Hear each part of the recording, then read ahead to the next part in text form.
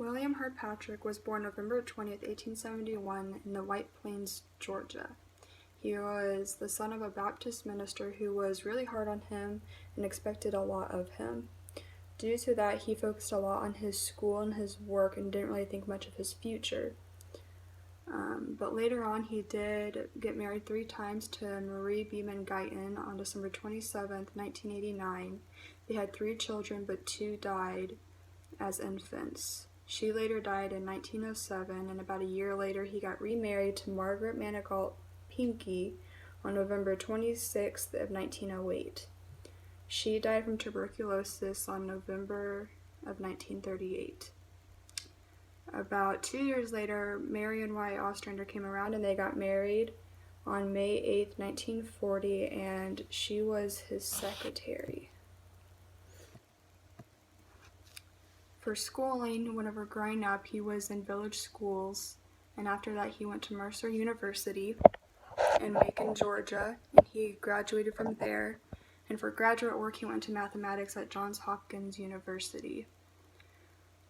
After that, he went to New York and moved there and went to Teachers College and Columbia University for doctoral studies, which is where he met John Dewey, one of his professors, and he claims that William was one of his best students.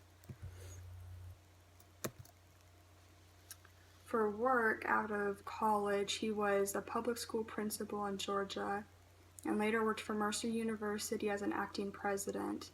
He resigned after being in controversy with the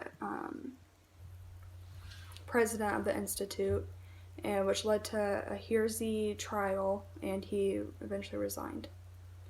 He was also a part-time administrator at the Teachers College in the appointment office, and at the same time he was also a part-time education teacher. He later was offered a full-time teaching position, teaching appointment, and the philosophy of education from 1912 to 1937. Some books and articles he wrote were Syllabus and Philosophy of Education, The Dutch Schools of New Netherlands and Colonial New York, Foundations of Method, which had informal talks on teaching, and it was around 1925. And Our Educational Task, The Montessori System Examined, and then the one he's best known for is The Project Method from 1918, and he was in Teacher College's records at the time, but it attempted to demonstrate different ways students could have meaningful activities that involve the intellectual, physical, and affective levels. He had other books as well, but those are his most popular ones. Kilpatrick was a well-known professor, especially at Mercer University. He was known for his gray hair and his bright blue eyes, but he was a major factor in the progressive education movement in the 20th century that included classroom activities, and he based classroom time around the students.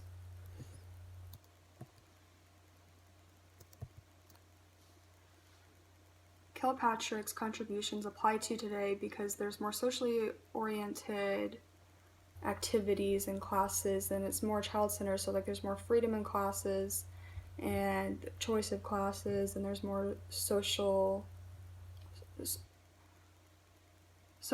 work between the kids.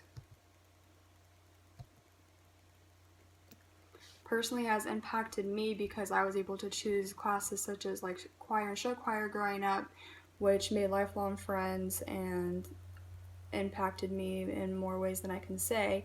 And also I was able to do something just for fun, so I did forensics, but it has nothing to do with elementary education. It's what I was planning to do for a very long time, but it was just something for fun.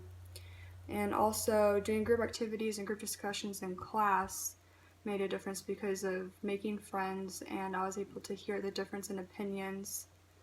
And so in my opinion, yes, William Kilpatrick did make a difference in the education part of today.